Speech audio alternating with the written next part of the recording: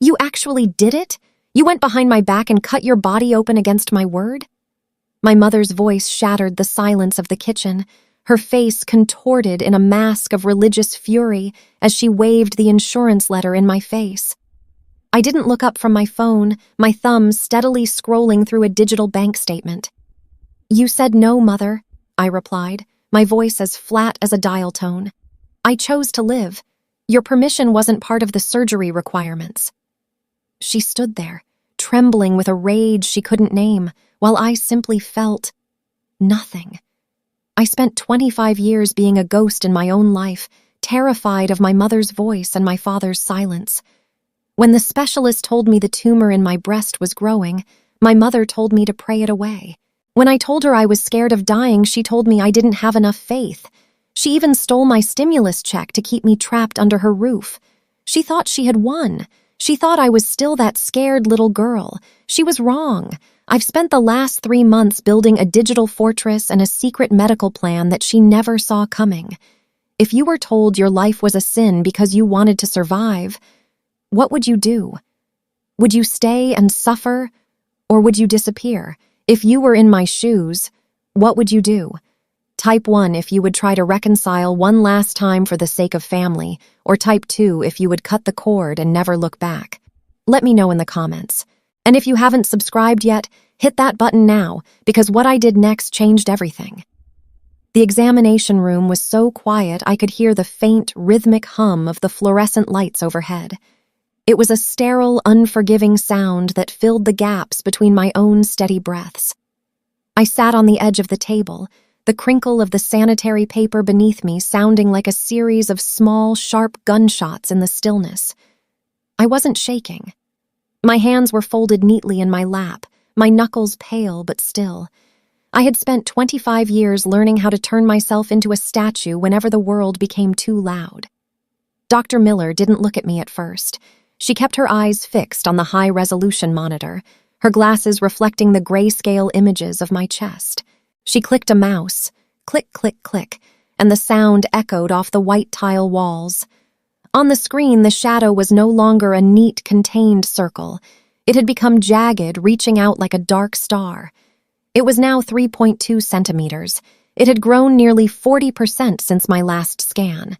It's changing shape, Dr. Miller said, her voice professional and devoid of pity. I appreciated that. Pity is a noisy emotion. I preferred the cold clarity of facts. She turned the monitor toward me, pointing to the irregular borders. The biopsy last year was borderline, but this growth rate is aggressive. We aren't looking at wait and see anymore. We are looking at a surgical window that is closing. I stared at the screen. I thought about the stack of books on the kitchen counter at home, books my mother had bought me about healing through prayer and alkaline vibrations. I thought about the green, sludge-like supplements she forced me to swallow every morning, claiming they would starve the intruder. According to my mother's logic, this shadow shouldn't exist. According to her, my lack of faith was the only thing feeding it. I can schedule the lumpectomy for the 14th, Dr. Miller continued, her pen scratching against a clipboard. The insurance pre-authorization is already in process. Your copay will be exactly $412.65. My mother said no, I said. The words felt heavy, like lead weights dropping into a deep well. I didn't say it with sadness. I said it as a clinical observation of a barrier. She says surgery is a lack of trust in a higher power. She says if I go under the knife, I'm inviting death in. Dr. Miller stopped writing. She looked at me over the rim of her glasses, her expression shifting from professional to deeply concerned. She didn't know the full extent of the house I lived in, a house where my father was a silent shadow and my mother was a thundering storm. She didn't know that my mother opened my mail, tracked my mileage, and viewed my body as an extension of her own ego. You are an adult, Dr. Miller said slowly, enunciating every syllable. Your mother's permission is not a medical requirement. Your survival is. I looked at the shadow on the screen one last time. It looked like a map of a country I no longer wanted to live in. At that moment, something inside me shifted. The fear didn't vanish, but it became a tool, a sharp, cold instrument I could use to cut myself free. My mother wanted a miracle. I wanted a surgeon. "Don't send the paperwork to my house," I said, my voice barely above a whisper but perfectly clear. "Change my contact preferences to digital only. I want a password-protected portal for all my records. If anyone calls the house, they are to say it's a routine follow-up for a dental cleaning." The air in the room felt different then. Sharper. I wasn't just a patient anymore. I was a strategist. I reached into my bag and pulled out my phone, opening a fresh spreadsheet. I typed in the date, the 14th. "Schedule it," I said. "And Dr. Miller? If she finds out, she'll try to stop me. We need to make sure she never sees this coming." I sat in my car, the engine idling low and the heater humming a soft, steady drone against the bite of the evening air. The windows were beginning to fog at the edges, blurring the view of the suburban house I still called home. Inside that house, my mother was likely stirring a pot of herbal tea, her lips moving in silent, rhythmic prayer for my wayward soul. She didn't know I was only 20 feet away, sitting in the dark, preparing to dismantle her control over my life. My fingers were cold as I gripped my phone. I pulled up the back of my insurance card. Member ID 7492005. I dialed the number for member services, 1800. Each beep of the keypad felt like a calculated strike. "Thank you for calling. My name is Sarah. How can I help you today?" The voice on the other end was bright, corporate, and blissfully unaware of the war I was fighting. "My name is Protagonist Name," I said, my voice low and level. I checked the rearview mirror. The porch light hadn't flickered. "I need to discuss my privacy settings, immediately. I am scheduled for a surgical procedure on the 14th, and I need to ensure that no physical mail, no EOBs, explanation of benefits, and no phone calls regarding this claim reach my home address." There was a brief silence on the line, followed by the rapid-fire clicking of a keyboard. "I understand," Sarah said, her tone shifting into something more guarded, more attentive. "Are there safety concerns we should be aware of, ma'am?" "I have a highly controlling family member who monitors my mail and health records," I replied. I didn't say, "my mother." Labeling her felt like giving her too much power. "She is listed as a secondary contact on my account. I want her removed. I want a privacy flag placed on my file. If anyone calls claiming to be me or my legal representative, they must provide a unique PIN." "We can certainly do that," Sarah replied. "I'm looking at your account now. You are currently covered under a family plan, but as an adult over 18, you have the right to confidential communications under HIPAA. I am updating your Notice of Privacy Practices now. Your new PIN? 8319, I said. It was the date of the first day I ever felt truly free, years ago, before she pulled me back in. "I want all correspondence sent to a digital-only portal. If you must send a physical check or document, I will provide a P.O. box address by tomorrow morning. Do not, under any circumstances, let my mother speak to a representative about my claims." "The flag is set," Sarah confirmed. "I've also noted that any sensitive services, including your upcoming oncology and surgical visits, are restricted. Even if she logs into the main portal, your specific claim details will appear as hidden for privacy or simply medical service with no provider name." I felt a slight loosening in my chest. A confidentiality wall was being built, brick by digital brick. In my mother's world, everything belonged to her, my body, my thoughts, and the money I earned. She had spent years opening my mail with a steaming kettle and a smirk, claiming she was protecting me from the world's secular influences. She didn't realize that the world she feared had just given me a shield she couldn't pierce. "Is there anything else, ma'am?" Sarah asked. "One more thing," I said, my eyes fixed on the front door of the house. "I have a joint bank account with my mother for my direct deposits. If the insurance issues a reimbursement check for my overpayment, can it be sent via direct deposit to a different account? One that only has my name on it?" "We can update your electronic funds transfer profile right now," Sarah said. I gave her the routing number for a private account I had opened in secret 3 months ago. I had been funneling small amounts, $20 here, $50 there, into it for months. It was my escape fund. As I hung up, the porch light finally flickered on. I saw my mother's silhouette in the window, her hand shielding her eyes as she looked out into the driveway, wondering why I was sitting in the dark. I didn't panic. I didn't rush to hide the phone. I simply tucked it into my bag, took a slow, deep breath, and opened the car door. The cold air hit my face, and for the first time in years, it didn't feel like a threat. It felt like a clean slate. I was a ghost in my own house now, moving through her hallways with a secret that was growing just as fast as the tumor in my breast. She thought she was the one in control. She didn't realize I had already checked out.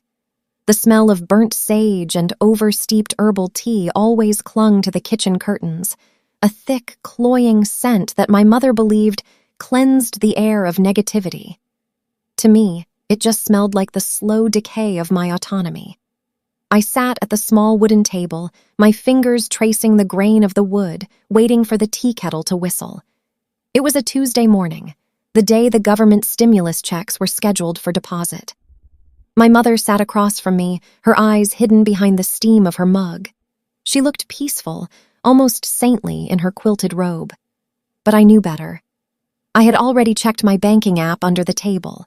The balance was zero.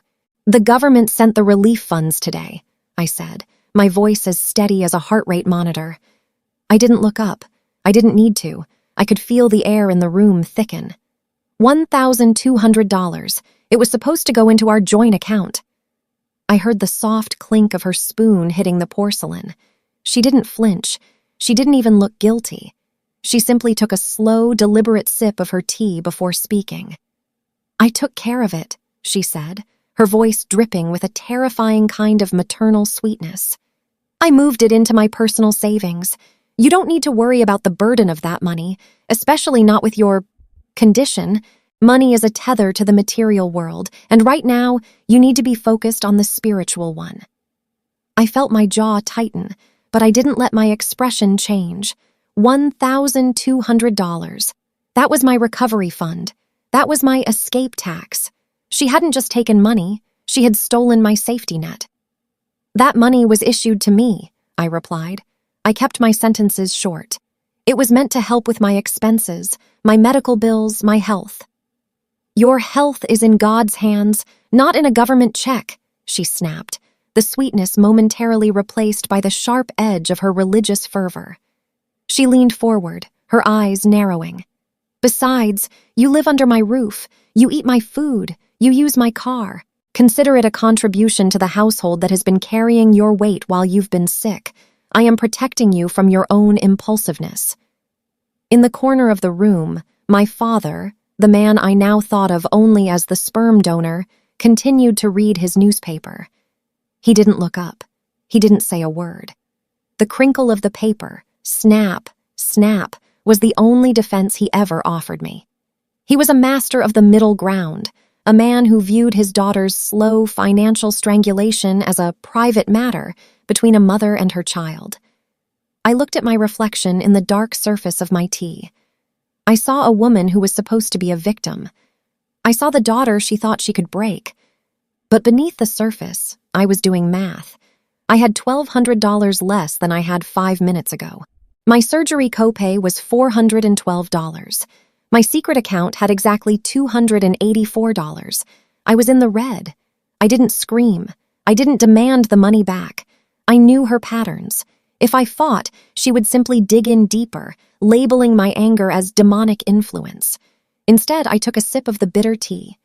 "I see," I said. "Good," she replied, leaning back, satisfied that she had once again exerted her dominance. "I'm glad you're finally starting to understand your place. Now finish your tea. I've ordered more of the supplements from that bookstore. They'll be here by Friday.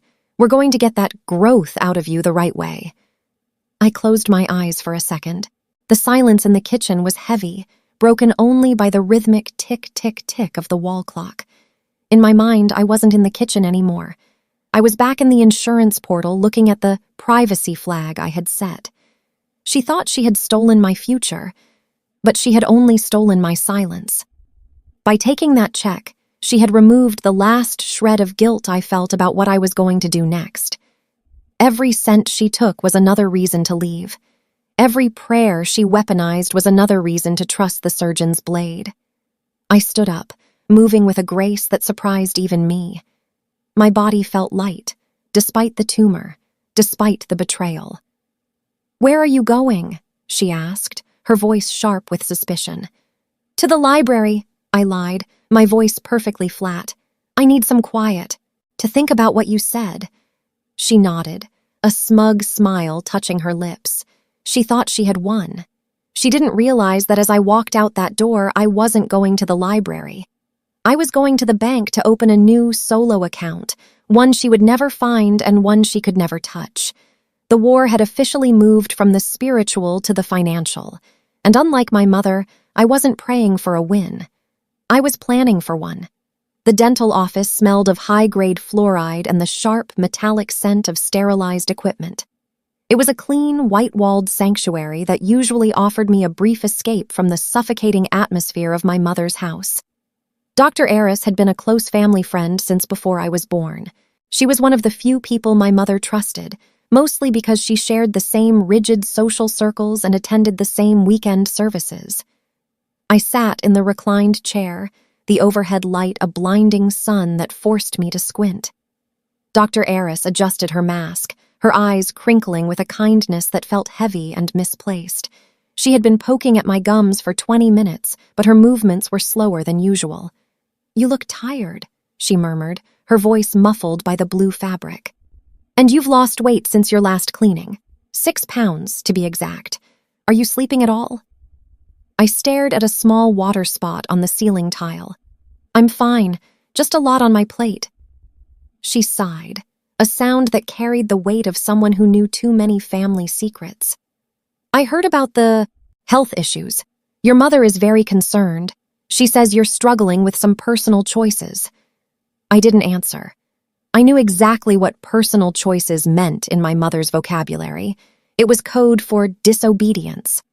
I kept my mouth open, allowing the suction tool to hum, slurp, slurp, slurp, filling the silence so I didn't have to. When the appointment ended, I walked toward the reception desk to sign my departure form. The hallway was narrow, lined with framed diplomas and stock photos of smiling families. As I turned the corner near the break room, I heard a voice that made the hair on my arms stand up. It was my mother. She wasn't supposed to be here. She must have dropped by to check in on her friend. I stopped. I pressed my back against the cool drywall, my breathing shallow and silent. Through the half-open door, I heard the sharp, rhythmic tap of my mother's fingernails on a plastic tabletop. Tap, tap, tap.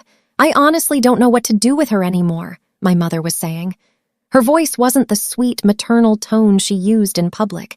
It was cold, jagged, and filled with a terrifying kind of disgust.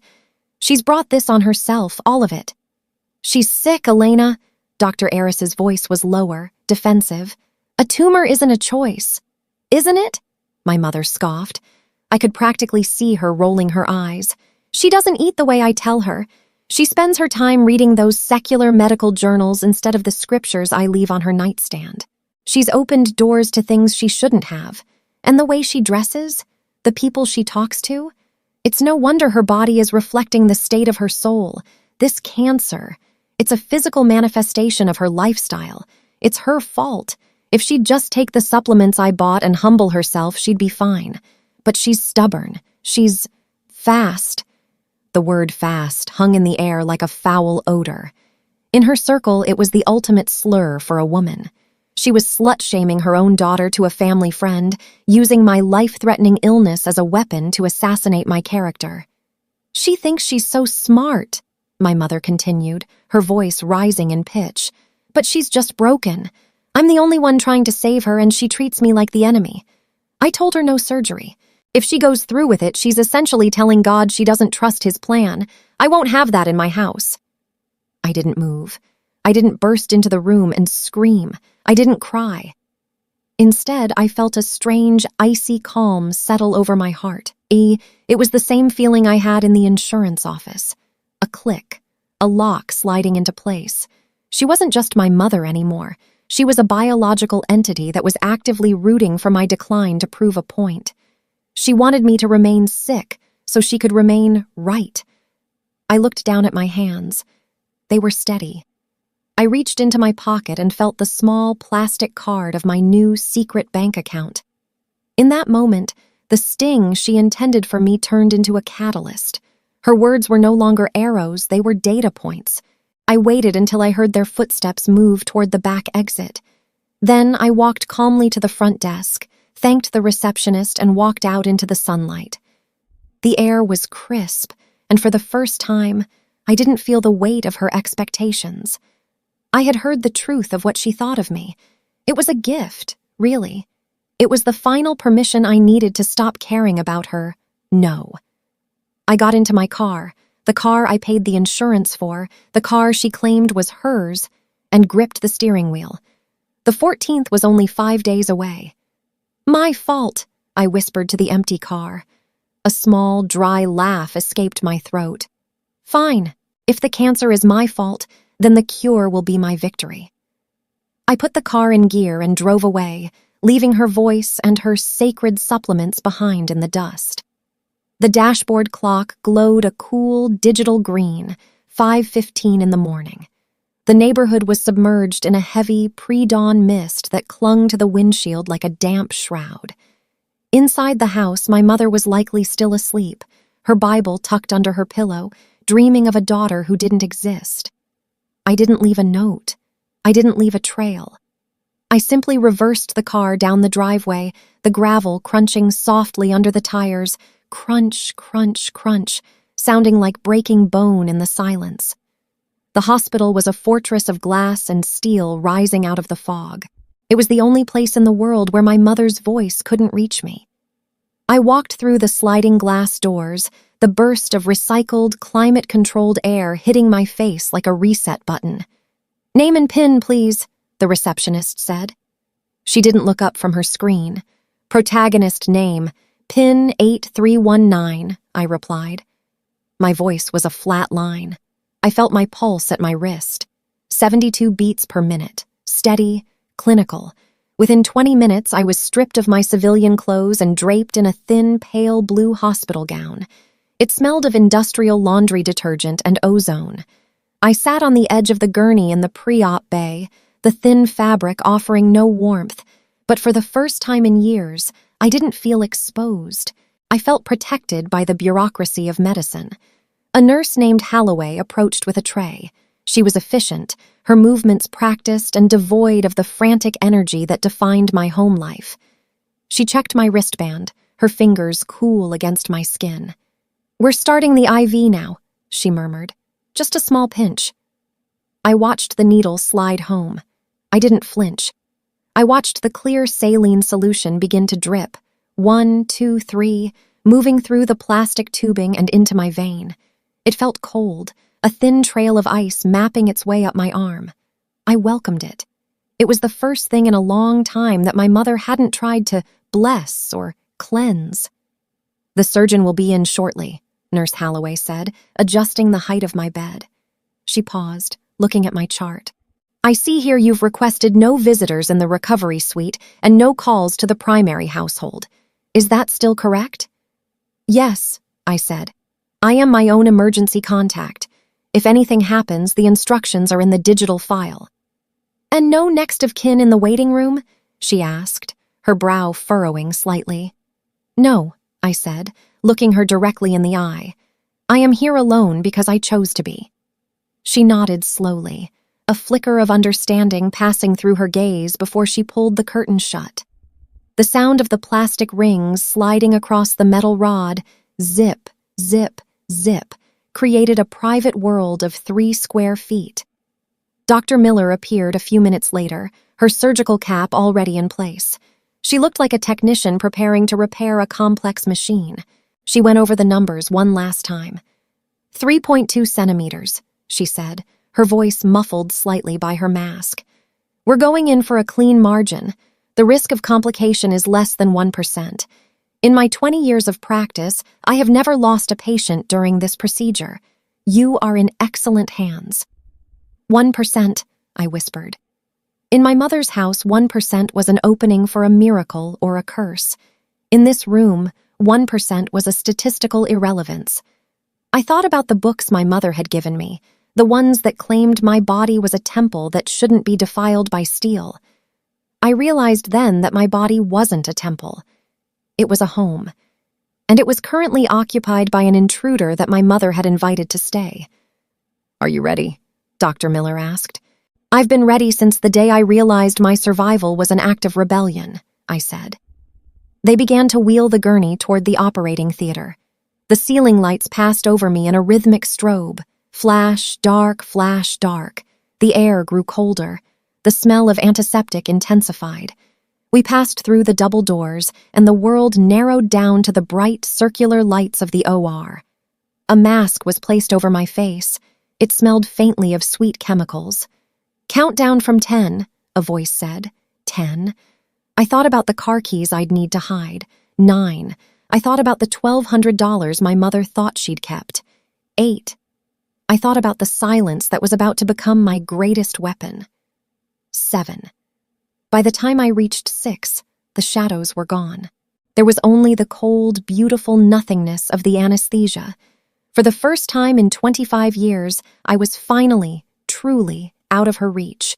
The first thing I heard was the rhythm of my own life. Beep, beep, beep. It was an electronic, persistent sound, the heart monitor confirming that I was still here. My eyelids felt like lead, heavy with the residue of the anesthesia. My throat was a desert, every breath feeling as though it were being drawn through dry sandpaper. I didn't open my eyes immediately. I drifted in that gray space between sleep and reality, listening to the muffled voices of nurses in the hallway and the distant metallic rattle of a supply cart. For a moment, I forgot where I was. Then the dull, pulsing ache in my chest reminded me. The intruder was gone. The jagged star was no longer part of my anatomy. When I finally forced my eyes open, the fluorescent lights above were softened by a thin, white privacy curtain. I was alone. I looked at the empty vinyl chair beside my bed. In a different world, a mother would be sitting there holding my hand and whispering words of relief. In a different world, a father would be pacing the hall, waiting for the doctor to give him the all clear. In my world, there was only the cold, sterile silence of a confidential recovery room. I felt a hot, sudden pressure behind my eyes. I didn't sob. I didn't wail. I simply let the tears leak out and soak into the thin hospital pillow. I wasn't mourning the surgery or the pain. I was mourning the living. I was mourning a mother who preferred a miracle to my survival, and a father who preferred his own comfort over his daughter's safety. My father, the man I now only knew as a biological donor, was likely at home right now, hiding behind his newspaper while my mother prepared another batch of useless herbs. I was 25 years old, and I was an orphan with 2 living parents. If you were in my situation, what would you do? Type 1 if you would try to reconcile one last time for the sake of family, or type 2 if you would cut the cord and never look back. Let me know in the comments. And if you haven't subscribed yet, click register now because what comes next will change everything. The nurse entered a few minutes later. She checked my vitals, her movements efficient and practiced. She saw the wetness on my cheeks but didn't ask. She had seen this kind of silence before. "The doctor is very pleased with the results," she said softly, her hand resting briefly on the rail of my bed. "The margins are clean. You're going to be okay." I nodded, my voice a raspy, broken whisper. "I know," I said. "I'm already better." I wasn't just talking about the tumor. I was talking about the clarity. The surgery had removed more than just a growth. It had removed the heavy, suffocating fog of hope that my parents would ever change. I was alone, yes, but for the first time, I was also safe. 2 weeks of silence is a long time to hold your breath. My recovery had been a ghost-like existence, moving through the hallways of my mother's house with a surgical bandage hidden beneath oversized sweaters. I moved slowly, my movements calculated to avoid any wince of pain that might betray the truth. The wound was healing, the stitches pulling tight against my skin, a secret map of my survival. Then, the mail arrived. I was in the kitchen, pouring a glass of water, when I heard the sharp, violent sound of paper tearing in the living room. Rip, rip, rip. It was a sound I knew well, the sound of my mother's authority asserting itself over my privacy. Despite the digital flags I had set, the insurance company had sent a summary of benefits to the house. "What is this?" Her voice hit the back of my neck like a physical blow. It wasn't a question. It was an accusation. I turned slowly. She was standing in the doorway, the insurance letter trembling in her hand. Her face was flushed, a deep, angry crimson that clashed with the peaceful floral prints of her blouse. She hadn't even looked at the specific procedure. The confidentiality wall had held, but she saw the dates. She saw the hospital name. "You went behind my back," she hissed, her voice rising in a jagged crescendo. "You went to that den of secular science and let them cut you? Without my blessing? Without my permission?" I didn't flinch. I set the glass of water down on the counter with a soft clack. I pulled my phone from my pocket and began scrolling through my bank app, checking the balance of my secret account. My heart rate was a steady 70 beats per minute.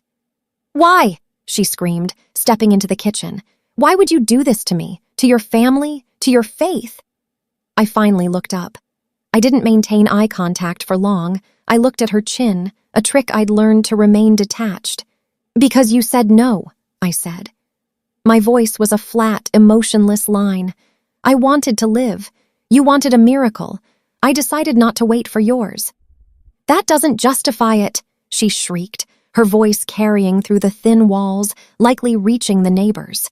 "You've committed a sin of pride. You've invited darkness into this house."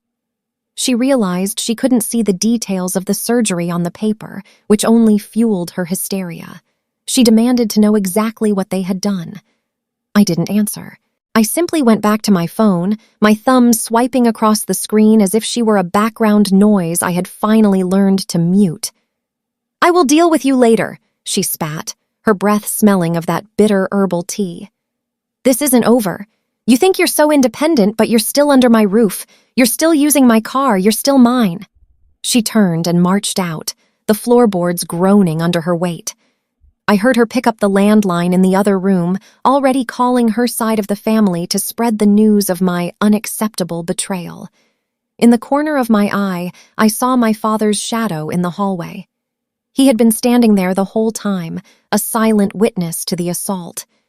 He didn't come in to check on my stitches. He didn't ask if I was in pain. He simply turned and walked away, his silence more devastating than her screams. I looked back at my phone.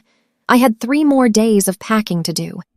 The paper trail had started a fire, but I wasn't the one who was going to burn. The floorboards in the hallway groaned, a slow, rhythmic protest that announced my father's approach. I didn't look up from my bed. I was staring at a small, jagged crack in the ceiling, tracing its path like a map of my own fractured life. I called him the Sperm Donor now. It was a clinical label, one that stripped away the warmth of a title he had never earned. He didn't knock. He simply pushed the door open and stood there, the scent of his stale coffee and disappointment filling the small room. He looked older, his shoulders hunched as if the weight of my mother's rage was a physical burden he chose to carry for her. "Your mother has been crying every day," he began, his voice a low, practiced drone. He was reading from a script he had perfected over 25 years. "Ever since she confronted you, she's devastated by your choices." "She didn't confront me," I said, my voice as flat as a dial tone. "She assaulted me with her words and her hands. There's a difference." "Don't be dramatic," he snapped, the spinelessness in his tone sharpening into a brief, ugly flash of irritation. "You need to fix this. You need to apologize to her and to God. You've changed, and I don't like who you've become. You're cold. You're hard." I finally sat up, moving slowly to protect the stitches in my chest. I didn't look at his face. I looked at the fraying collar of his shirt. "I'm not cold. I'm just no longer a target." "You're being ungrateful," he continued, his voice rising. "You're under her insurance. You're driving her car. You live in her house. You have no right to keep secrets about your health. Honestly, I think your mother is right. This cancer, this tumor, it didn't just happen. It's a reflection of your spirit. You brought this on yourself with your defiance." The silence that followed was absolute. I could hear the faint tick-tick-tick of my pulse in my ears. He had just blamed a 25-year-old woman for her own cells betraying her. He had handed me a death sentence and called it respect. "I don't give a rat's ass what you or she has to say anymore," I said. The words were quiet, but they cut through his script like a razor. I looked him directly in the eyes then, the same eyes I had inherited, now filled with a coward's fear. "You can leave now. You're making a mistake," he muttered, his bravado crumbling the moment I pushed back. "You have nowhere to go." He turned and shuffled out, closing the door with a soft, final click. I didn't wait for the sound of his footsteps to fade. I stood up and pulled my suitcase from under the bed. The wheels hit the floor with a heavy, hollow thud. I wasn't just packing clothes, I was packing my life. I was ditching the car I had been paying for, the bills she held over my head, and the religion they used as a leash. The sperm donor was right about one thing. I had changed. I was no longer the daughter who begged for a seat at their table. I was the woman who was about to burn the table down and walk away by the light of the flames. The silence of the house at midnight was a heavy, physical weight, broken only by the rhythmic tick, tick, tick of the alarm clock on my nightstand. I didn't turn on the overhead light. The pale blue glow from my smartphone was enough to guide my hands. I was no longer a daughter. I was a logistics manager executing a final extraction. I sat on the floor, surrounded by 3 open suitcases. My movements were surgical, deliberate, and devoid of wasted energy.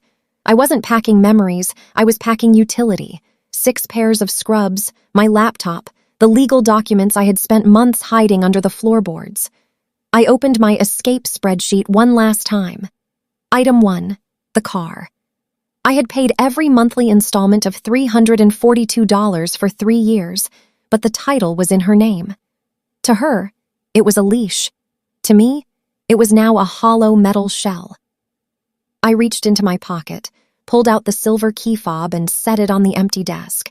I was walking away from thousands of dollars in equity just to ensure she had nothing left to pull on. Item 2, the bills. I logged into the utility portals, electricity, water, the family cellular plan. My thumb hovered over the remove user button for each one. Click, click, click. One by one, I severed the digital arteries that connected my identity to hers. Item 3, the family. I opened my contacts. I didn't hesitate. I selected her name, then his, then every relative who had echoed her faith-based vitriol over the last week. Block, block, block. My phone didn't vibrate anymore. The constant buzzing intrusion of their guilt trips vanished into a void of data. I heard a floorboard creak in the hallway. I froze, my breath hitching in my throat, my hand instinctively covering the surgical site on my chest. I waited. 10 seconds. 20. The sound didn't repeat. It was just the house settling. Or perhaps the ghost of the girl who used to live here finally leaving. I zipped the last suitcase. The sound, zip, was sharp and final like a blade closing a wound. I looked around the room. It was stripped bare, reduced to the furniture she had bought to keep me small. I stood up, my legs steady despite the lingering fatigue from the procedure. I had exactly $2,144 in my secret account. It wasn't a fortune, but it was enough for a hotel and a fresh start. I wasn't afraid of the dark outside. I was only afraid of the light inside this house. The light that revealed the faces of the people who had watched me grow a tumor and called it my own fault. I checked my watch. 2:15 in the morning. The extraction was complete. The house was a tomb of expectations. I stood in the kitchen at 2:45 in the morning, the blue light from the microwave clock, 2:45, illuminating the stack of healing books I had left behind on the counter. I pulled the silver key fob from my pocket. I set it on the granite surface. Clink. It was a small sound, but in the dead silence of the house, it sounded like a gavel hitting a bench. Sentence served. I didn't leave a letter. I didn't owe them the courtesy of an explanation they would only use as fuel for a new argument. I had already sent the final emails to the insurance company and the bank, finalizing the separation of our digital lives. I picked up my 3 suitcases and moved toward the front door. I passed the master bedroom. I could hear the sperm donor's rhythmic, heavy snoring, the sound of a man who could sleep through his own daughter's destruction. I didn't pause. I didn't feel a flicker of regret. The front door opened with a soft, mechanical click. I stepped out into the night air. It was 42 degrees and the mist was thick enough to taste. I walked past the car I had spent 36 months paying for. It looked like a ghost in the driveway, a metal shell of a life I was no longer living. I didn't even look back as the Uber I had summoned pulled away. The fare was exactly $24.80, the best money I had ever spent. An hour later, I was sitting on the edge of a bed in a sterile, quiet hotel room. I pulled back the collar of my sweater and looked at the surgical tape in the mirror. The incision was clean. The pain was manageable. I checked my phone. My crowdfunding page had reached $860. It wasn't just money. It was a collective yes from a world that didn't know me, but believed in my right to survive. My mother would wake up in 4 hours. She would find the keys. She would find the empty room. She would realize her prayer hadn't worked because I had answered my own. She would realize that by stealing my stimulus check, she had only bought herself an empty house. I lay back on the crisp, white hotel sheets. My chest felt tight, but for the first time in 25 years, it wasn't from the tumor or the fear. It was from the sheer, terrifying weight of being free. I closed my eyes and let the silence of my new life wash over me. I wasn't a sin. I wasn't a physical manifestation of defiance. I was a woman who had saved herself when no one else would. And for once, that was enough.